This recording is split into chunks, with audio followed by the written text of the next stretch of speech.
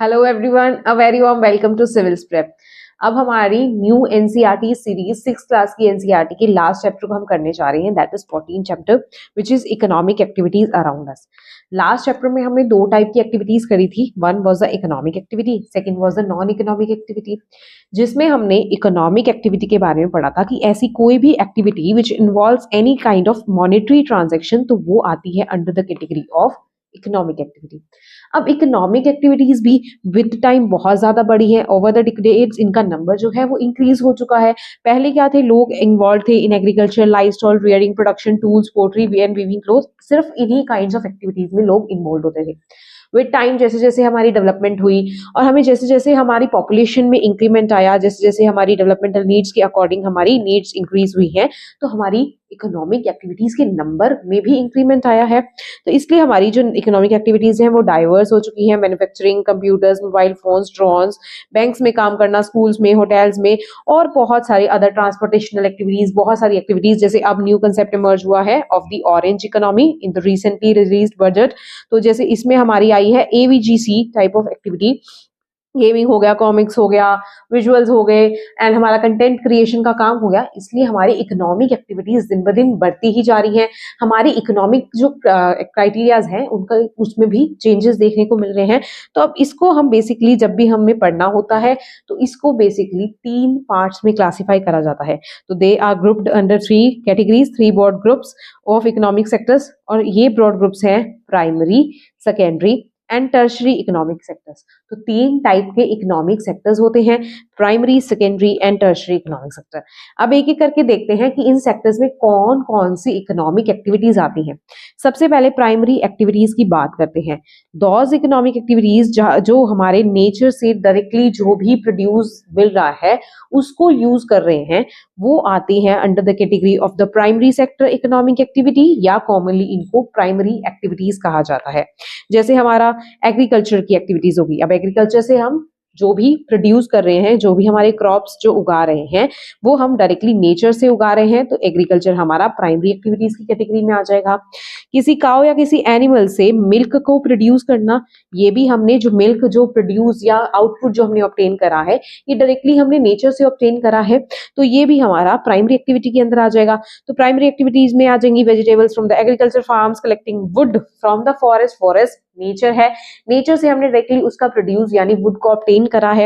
Extracting coal for the mines, तो mining की activities भी हमारी ये हमारी प्राइमरी एक्टिविटीज में आ जाएगा। Fish from the fisheries, eggs from the poultry farms, ये सारे हमारी प्राइमरी सेक्टर में आ जाएगा। अब आपको देखने में ये बहुत ही बेसिक सी इंफॉर्मेशन लग रही होगी, लेकिन इस इंफॉर्मेशन से भी यूपीएससी ने अपने प्रीलिम्स में मल्टीपल टाइम्स क्वेश्चन पूछे हुए हैं। मल्टीपल टाइम्स प्रीलिम्स में यहाँ पर इस टाइप के क्वेश्चन पूछे गए हैं कि तीनों टाइप की एक्टिविटीज यहाँ पे दे दी जाती हैं, primary activity, secondary activity, tertiary activity, और यहाँ पे दूसरे ही कॉलम में यहाँ पे टाइप्स ऑफ एक्टिविटीज दे दी जाती हैं, उनको मैच करना होता है। तो ये टाइप ऑफ एक्टिविटीज आपको पता होनी चाहिए कि कौन सी टाइप ऑफ एक्टिविटी किस कैटेगरी के अंदर आती है, किस टाइप की ग्रुपिंग के अंदर आती है। तो प्राइमरी एक्टिविटीज में हमने देखा कौन कौन सी एक्टिविटीज आती हैं। इस प्राइमरी एक्टिविटीज में मोस्ट कॉमन एक्टिविटी है हमारी agriculture, mining, fishing, rearing live stock, forestry etcetera हमारी प्राइमरी एक्टिविटीज की कैटेगरी में आती है। फिर नेक्स्ट हम देखते हैं secondary economic activity. Secondary economic activity में ऐसे ग्रुप्स आते हैं जो हमने प्राइमरी एक्टिविटीज से रॉ मटेरियल को ऑब्टेन करा, उसकी प्रोसेसिंग करके उसको एक अदर वैल्यूएबल प्रोडक्ट में जब हम चेंज करते हैं तो वो हमारी सेकेंडरी एक्टिविटी की कैटेगरी में आता है। Economic activities in which people are dependent upon the outputs of the primary activity. For example, अब इसका एग्जाम्पल देखते हैं। जैसे हमने एग्रीकल्चर से हमारे व्हीट को ऑब्टेन करा, व्हीट को हमने कन्वर्ट कर दिया, कोई हमने बिस्किट बना दिया, तो ये हमारा आ जाएगा under the category of the secondary activities. तो सेकेंडरी एक्टिविटीज में हमारे ये चीजें आ जाती हैं। इसके अलावा construction of the buildings and roads etcetera भी हमारा सेकेंडरी एक्टिविटी का पार्ट है। और इसके अलावा मैन्युफैक्चरिंग ऑफ जो हमें मैन्युफैक्चरिंग हम फैक्ट्रीज में करते हैं, प्रोडक्शन यूनिट्स में जो हम रॉ मटेरियल्स जो यूज करके different type of valuable goods में इसको कन्वर्ट करते हैं। जैसे हमने हमारे एग्रीकल्चर से कॉटन को ऑब्टेन करा, तो ये हमारा प्राइमरी एक्टिविटी की कैटेगरी में आ जाएगा। और इसी कॉटन से जब हमने कॉटन क्लॉथ को बनाया, वो हमने फैक्ट्रीज में बनाया, मैन्युफैक्चरिंग यूनिट्स में बनाया, तो ये हमारी सेकेंडरी टाइप ऑफ एक्टिविटी के अंदर आ जाएगा। इसके अलावा वुड हमने ऑब्टेन करी थी फ्रॉम द फॉरेस्ट, तो हमारी प्राइमरी एक्टिविटी के अंदर आता था। अब उसी वुड से जब हम फर्नीचर या पेपर का प्रोडक्शन करते हैं, उसमें कन्वर्ट करते हैं, तो ये हमारा सेकेंडरी एक्टिविटी में आ जाएगा। कॉटन का एग्जांपल मैंने आपको दे दिया। और स्टील जो हम आयरन और से ऑब्टेन करते हैं, उससे हम ऑटोमोबाइल्स को बनाते हैं, ऑटोमोबाइल्स में car, trucks and different types of automobiles को बनाते हैं, तो वो हमारा सेकेंडरी एक्टिविटी के अंडर आ जाता है। तो ये सेकेंडरी एक्टिविटीज के एग्जांपल हुए। फिर थर्ड टाइप हम देखते हैं, that is of the tertiary type of economic activity. Tertiary type में स्पेसिफिकली हमारी सर्विसेज आती हैं, तो इसको अल्टरनेटिवली सर्विस सेक्टर भी बोला जाता है, सर्विस इकोनॉमिक सेक्टर भी बोला जाता है। सर्विसेज, वेरियस सर्विसेज, जैसे वेजिटेबल वेंडर्स हमें जो सर्विसेज प्रोवाइड करवा रहे हैं, डॉक्टर्स हमें हेल्थ केयर सर्विसेज प्रोवाइड करवा रहे हैं, टीचर्स हमें टीचिंग की सर्विसेज प्रोवाइड करवा रहे हैं। अब ये सर्विसेज क्लियरली विजिबल तो नहीं है, बट ये हमारी इकोनॉमिक एक्टिविटी को एनहेंस करने में बहुत इंपॉर्टेंट रोल प्ले करता है। इसके अलावा लॉयर्स हमें अपनी सर्विसेज प्रोवाइड करवा रहे हैं। और सबसे इंपॉर्टेंट चीज हमारी ट्रांसपोर्टेशन की सर्विसेज। अब ये ट्रांसपोर्टेशन की सर्विसेज बहुत इंपॉर्टेंट रोल प्ले करती है, क्योंकि हमारे मैन्युफैक्चरिंग सेक्टर में फैक्ट्रीज में हमारा रॉ मटेरियल जो हम प्राइमरी सेक्टर से ऑब्टेन कर रहे हैं, वो हमारी फैक्ट्रीज में पहुंचाने का काम हमारा ट्रांसपोर्टेशन सेक्टर करता है। इसके अलावा मार्केट में जो भी सेलिंग की एक्टिविटीज चलती हैं, सेलिंग एंड बाइंग की एक्टिविटीज चलती हैं, वो भी हमारी सर्विस सेक्टर के अंदर आ जाती हैं। तो ये हमारे सर्विस सेक्टर के एग्जांपल होते हैं, जैसे fruits and vegetable vendors, doctor, nurses, teachers, lawyers, pilots जो अपनी सर्विसेज प्रोवाइड करते हैं, टेक्नीशियंस जो अपनी सर्विसेज प्रोवाइड करते हैं। इसके अलावा कम्युनिकेशन सर्विसेज जो हमारे प्रोवाइड करते हैं, वो भी हमारी सर्विस सेक्टर में आती हैं। सॉफ्टवेयर डेवलपमेंट की services at hotels, restaurants, bank, schools, hospitals, airport, shops, warehouses, ये सारी की सारी सर्विसेज हमारी टर्शरी कैटेगरी में आती है, टर्शरी सेक्टर की कैटेगरी में आती है। देन हम देखते हैं next important topic, that is interdependence among these sectors. In sectors के अंदर बहुत ज्यादा इंटरडिपेंडेंस रहती है। इसका सबसे अच्छा एग्जांपल हमारे कोऑपरेटिव्स दिखाते हैं। अब ये कोऑपरेटिव्स का कंसेप्ट हमारे यहाँ पे बहुत टाइम से चला आ रहा है, जिसमें बहुत अच्छा एग्जांपल और बहुत कॉमन एग्जांपल जो हम देखते हैं, that is Anand district of Gujarat में जब अमूल की स्टार्टिंग हुई थी। अमूल एक डेयरी टाइप का कोऑपरेटिव है। इसमें डेयरी जो मिल्क प्रोड्यूस होता है, मिल्क की वेरियस चीजें जो हम बनाते हैं, वो ऑल ओवर द वर्ल्ड आज हम देख सकते हैं। अमूल के प्रोडक्ट्स हम ऑल ओवर द वर्ल्ड, इसका जो एक्सपोर्ट हम देख सकते हैं। इंडिया में भी अमूल का बहुत ज्यादा यहाँ पे चलन है। तो अमूल बहुत अच्छा एग्जांपल है ऑफ द कोऑपरेटिव। अमूल बहुत अच्छा एग्जांपल हमारे इंटरडिपेंडेंस ऑफ वेरियस सेक्टर्स को भी दिखाता है। जैसे कि यहाँ पे अगर बात करते हैं, तो यहाँ पे जो फार्मर्स होते हैं, वो फार्मर्स अपने मिल्क को सेल करते हैं टू द कोऑपरेटिव सेक्टर। अब ये कोऑपरेटिव सेक्टर के जो लोग होते हैं, वो इस मिल्क से डिफरेंट प्रोड्यूस, जैसे मिल्क से बनने वाला घी या मिल्क से बनने वाले डिफरेंट प्रोड्यूस को बनाकर ऑल ओवर द वर्ल्ड, इसको all over the India sell करने का काम करते हैं, एक्सपोर्ट करने का काम करते हैं। अब इस एक्सपोर्ट की एक्टिविटीज में या इसको ट्रांसपोर्टेशन की एक्टिविटीज में हमारा ट्रांसपोर्टेशन जो यूज हुआ, that comes under the category of tertiary sector. Milk जो हमने लिया वो फार्मर से लिया, that was the example of the primary sector. और जो इस मिल्क की प्रोसेसिंग के बाद ही हम इस मिल्क से वेरियस प्रोडक्ट्स को बना रहे हैं, तो वो जो इस मिल्क की प्रोसेसिंग का पार्ट है, that comes under the sector of secondary sector. तो यहाँ पे तीनों ही सेक्टर्स और तीनों सेक्टर्स की इंटरडिपेंडेंस, ये हमारा कोऑपरेटिव सेक्टर, उसमें भी बेसिकली हमारा ये अमूल मिल्क का एग्जाम्पल जो है वो बेस्ट सूट करता है। और वो हमें दिखाता है कि तीनों सेक्टर्स जब आपस में इन्वॉल्व होते हैं, तो वो किसी भी प्रोडक्ट की वैल्यू एडिशन में किस तरीके से काम करते हैं, या प्रोड्यूस में वैल्यू ऐड करने का काम करते हैं। तो ये इंटरडिपेंडेंस दिखाता है ऑफ दी वेरियस सेक्टर्स। अब नेक्स्ट यहाँ पे एक छोटी सी स्टोरी दी गई है, किस तरीके से ये हमारा कोऑपरेटिव का काम यहाँ पे शुरू हुआ था ऑफ द अमूल। तो यहाँ पे गुजरात की आनंद डिस्ट्रिक्ट में एक विलेज की एक स्टोरी है। आनंद डिस्ट्रिक्ट के विलेज में यहाँ पे जो फार्मर्स होते थे, जो मिल्क प्रोड्यूसर्स होते थे, वो अपनी काउ से मिल्क को ऑब्टेन करते थे।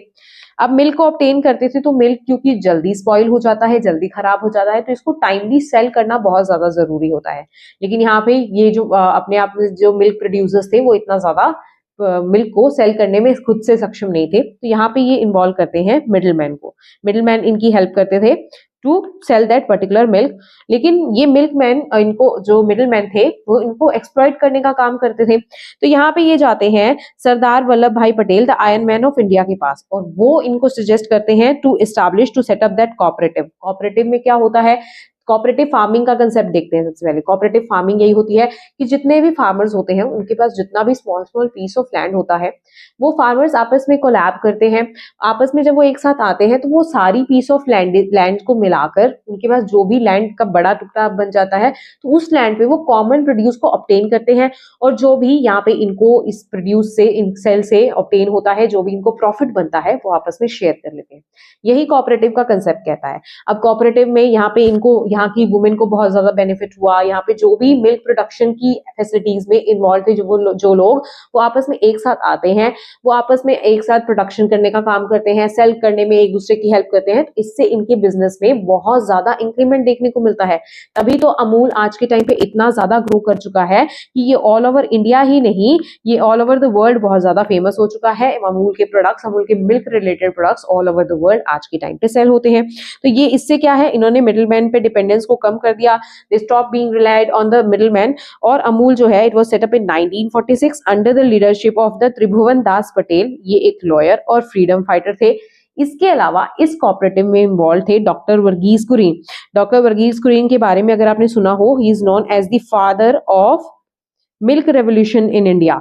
तो फादर ऑफ मिल्क रेवोल्यूशन की अगर बात करें that was doctor Verghese Kurien. तो ये इस चीज में इन्वॉल्व थे। He was an engineer who was working at the dairy factory in the Mumbai. तो यहाँ पे इन्होंने भी इसकी हेल्प करी थी to set up this cooperative. और ये कोऑपरेटिव विद टाइम इतना ज्यादा ग्रो हो गया तो यहाँ पे जो मिल्क प्रोड्यूसर्स थे ये कलेक्टिवली काम करते थे। ये खुद अपने डिसीजंस पे, अपने मैटर्स पे खुद काम करते थे। जैसे कि कोई भी प्रोडक्शन की प्रोसेस से इन्वॉल्व जो भी चीजें हैं, जैसे कि pasteurisation and sale of milk. अब देखते हैं पास्चराइजेशन क्या होता है। इसमें क्या होता है कि मिल्क को एक बहुत ज्यादा सडन हाई टेम्परेचर पे गर्म किया जाता है, सडनली उसको ठंडा कर लिया जाता है। This process is known as pasteurisation. इससे क्या होते हैं, जो हार्मफुल बैक्टीरियाज मिल्क में प्रेजेंट होते हैं वो मर जाते हैं और मिल्क जो है वो स्टोर किया जा सकता है फॉर सम टाइम। तो पैकेज्ड मिल्क को यहाँ पे पास्चराइजेशन की टेक्निक से स्टोर करा जा सकता है। तो pasteurisation is a process by which milk is preserved through heating at a specific temperature. तो पास्चराइजेशन पे इसको हीट भी किया जाता है at that particular specific temperature. I think that temperature I don't remember that specifically, I will check it that. तो to a specific temperature to kill the harmful bacteria, then this process is known as pasteurisation. The task were shared by everyone which helped raise the income gradually. तो gradually इनकी जो income है आपस में मिल बांट के इन्होंने इंक्रीज करी। फिर कौन कौन से सेक्टर्स इसमें इन्वॉल्व थे वो तो हम ऑलरेडी डिस्कस कर ही चुके हैं, और यही इस चैप्टर के में बहुत ज्यादा इंपॉर्टेंट इंफॉर्मेशन थी जिसको हम डिस्कस कर चुके हैं। वेरियस एग्जांपल्स हम इसके ले सकते हैं। अमूल से रिलेटेड यहाँ पे एग्जांपल दिया गया था, और भी कोऑपरेटिव्स के एग्जांपल्स हम ले सकते हैं, जैसे यहाँ पे बहुत सारे दिए गए हैं। Brands such as Nandini from Karnataka, Mother Dairy from Delhi NCR, then Aavin from Tamil Nadu, Vijay from Andhra Pradesh. So various examples यहाँ पे कोऑपरेटिव के दिए गए हैं। गवर्नमेंट विद टाइम कोऑपरेटिव को इंक्रीज करने के बहुत सारे एफर्ट्स भी लगा रही है, तो ये भी हमारे लिए इंपॉर्टेंट चीज हो जाती है। इसके अलावा मैंने आपको बताया कि इस सेक्टर्स ऑफ इकोनॉमी से यूपीएससी क्वेश्चंस पूछता ही रहता है, तो वो भी हमारे लिए इंपॉर्टेंट हो जाते हैं। आपको इन सेक्टर्स में डिफरेंशिएशन आना चाहिए। हमारी इकोनॉमी की बेसिक्स में ही हम इन चीजों को देखते हैं, तो ये चीजें आपको क्लियर होनी चाहिए। तो इकोनॉमी से रिलेटेड लास्ट के 2 चैप्टर्स हमने करे। इसके अलावा हमारी ये बुक जो हमने 6th क्लास की एनसीईआरटी शुरू करी थी वो यहीं पे फिनिश होती है। नेक्स्ट हम 7th क्लास की एनसीईआरटी नेक्स्ट वीडियो लेक्चर से करेंगे। उसके लिए stay updated, stay tune to our civils prep channel. Thank you so much, have a nice day.